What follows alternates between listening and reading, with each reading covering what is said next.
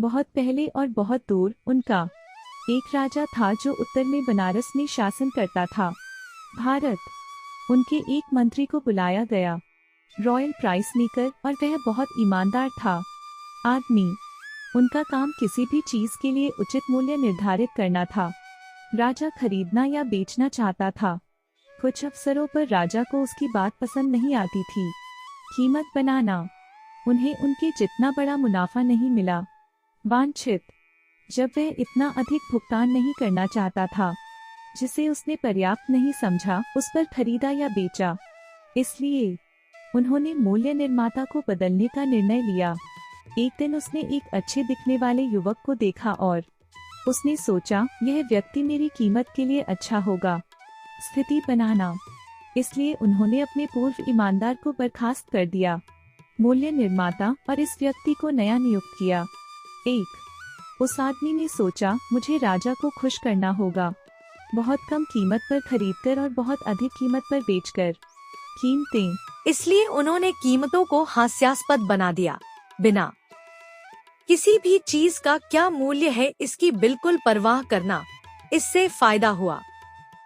लालची राजा ने बहुत सारा धन कमा लिया और उसे बहुत अमीर बना दिया।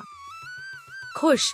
इस बीच अन्य सभी जो इससे निपटे नए मूल्य निर्माता, जिसमें राजा के अन्य मंत्री भी शामिल थे, और सामान्य लोग बहुत दुखी हो गए। फिर एक दिन एक घोड़ा व्यापारी आया बेचने के लिए 500 घोड़ों वाला बनारस। वहाँ घोड़े थे, घोड़ी और बछेड़े। राजा ने व्यापारी को आमंत्रित किया महल और अपने रॉयल प्राइस मेकर को एक सेट करने के लिए बुलाया।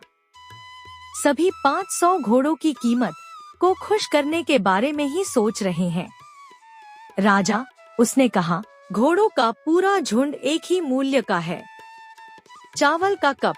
तो राजा ने आदेश दिया कि 1 कप चावल हो। घोड़े के व्यापारी को भुगतान किया गया और सभी घोड़ों को रोगल अस्तबल में ले जाया गया।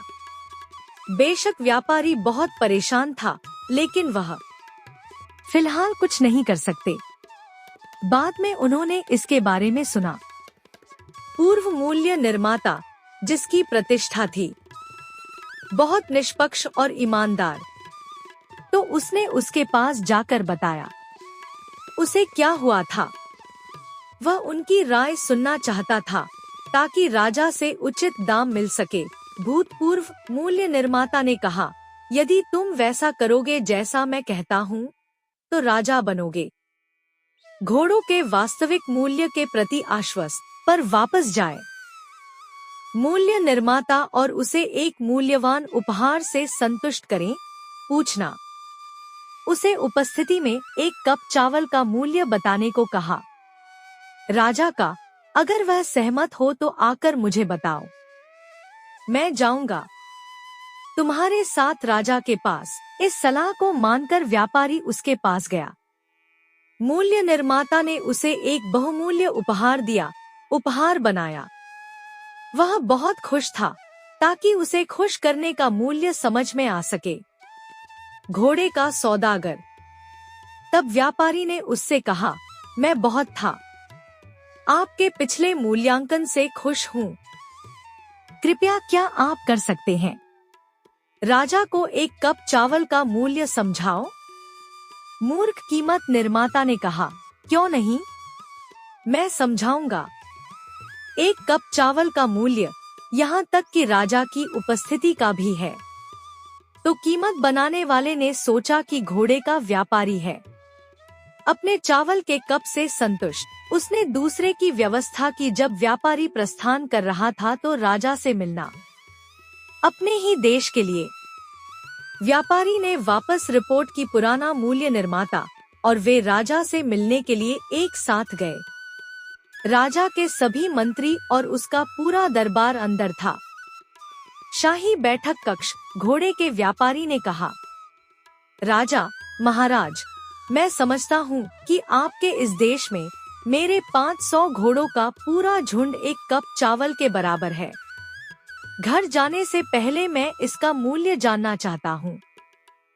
आपके देश में 1 कप चावल राजा उसकी ओर मुड़ा, वफादार कीमत निर्माता, और कहा, एक का मूल्य क्या है? चावल का कप। मूर्ख कीमत निर्माता को खुश करने के लिए राजा ने पहले घोड़ों के झुंड की कीमत एक रखी थी, चावल का कप। अब घोड़े से रिश्वत लेने के बाद डीलर वह उसे भी खुश करना चाहता था, तो उन्होंने इसका जवाब दिया। राजा ने अपने सबसे गरिमापूर्ण तरीके से कहा, आपकी पूजा, एक कप चावल की कीमत बनारस शहर सहित है, यहाँ तक कि तुम्हारे अपने हरम और साथ ही उसके सभी उपनगरों को भी शहर, दूसरे शब्दों में यह पूरे राज्य के लायक है। बनारस। यह सुनकर राजा के मंत्रियों और बुद्धिमानों ने सभा कक्ष में पुरुष हंसी से दहाड़ने लगे, अपने हाथों से उनके पक्षों को थपथपाना। जब वे शांत हुए, थोड़ा नीचे जाकर उन्होंने कहा, पहले हमने सुना था कि राज्य अमूल्य था, अब सुनते हैं कि सारा बनारस अपने महलों और हवेलियों के साथ इसकी कीमत केवल एक कप है, चावल का। रॉयल प्राइस मेकर का निर्णय ऐसा है। अजीब, महामहिम को ऐसा आदमी कहाँ मिला? वाह, यह केवल आप जैसे राजा को प्रसन्न करने के लिए ही अच्छा है, उसके लिए नहीं।